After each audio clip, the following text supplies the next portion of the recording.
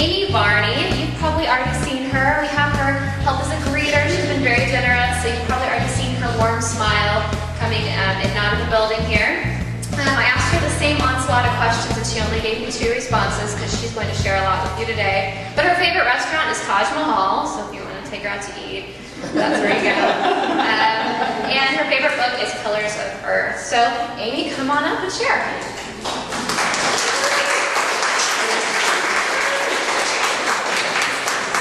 Oh, thanks. Good to be back. Okay. Wow. You guys mean so much to me. I can't even begin to wrap my head around how important this is to me. And there's a lot of reasons for that. So, because Helen's only giving me 10 minutes, which is really hard for me because those of you who know me know how loquacious I can be. So I have to be really concise here.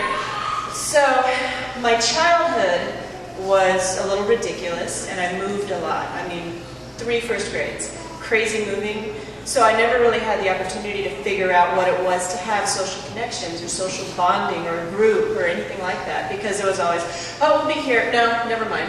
Oh yeah, we're going to be, no. So I was constantly having to uproot, never had friends. I was all by myself most of the time, so I spent a lot of time up here.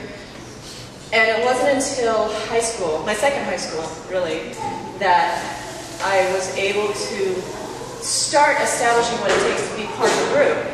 And it wasn't really even in high school that that happened. It was in a whole other world. I was kidnapped by the gypsies. It's all his fault. My friend David here, I've known him for an embarrassing amount of years, like what, 8 years. And I went to Renaissance Festival and just happened upon a job there. And when he found out I was working there, he sweeps down and gives me this huge, big, welcoming hug. And that was the point at which I was like, I get it. All of a sudden I had this amazing sense of belonging and purpose, and I was part of something. And it was kind of geeky, and we wore weird clothes, and we talked funny, and it was a lot of fun. And it was the first time I ever really felt like I belonged with anything. And then I got this crazy idea that I was going to get married, and off I went. I moved. So I got to moved to Phoenix, started all over again, managed to establish another group and be part of that. And then I had to move. This is your cue, because it's going to come up a lot. Yeah, had to move again. And when I landed back here, it sort of stopped me in my tracks. I was slowly kind of spiraling down into that abyss of isolation and loneliness that a lot of us get caught up in, and we don't even realize it's happening to us. We just go about our day-to-day stuff. We don't think about outside of our tiny little worlds, work, kids, obligations. And I managed to become a hermit, essentially. Went through a divorce because that happens. You know, things didn't work out. And continued into this isolatory craziness. And I didn't even realize that was happening to me. Got into a really destructive, emotionally, just a very debilitating relationship. And the isolation was complete. And until I broke away from that and bought a house and recovered, I wasn't really able to function socially. I was so damaged. And last year, I was given the opportunity to heal by becoming involved with the City Atheist Coalition.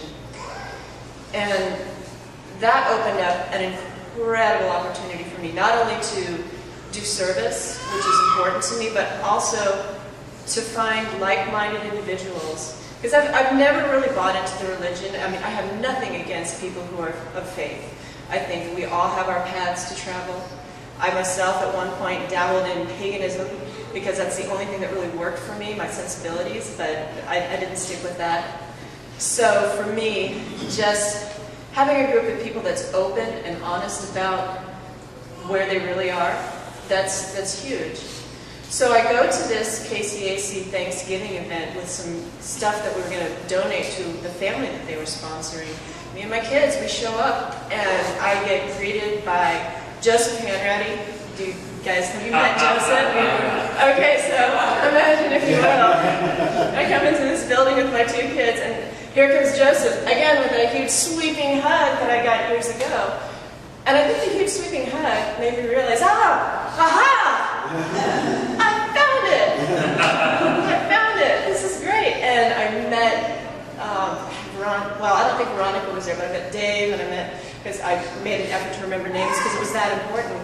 Did that, really was impressed with KC Oasis and what they had to offer.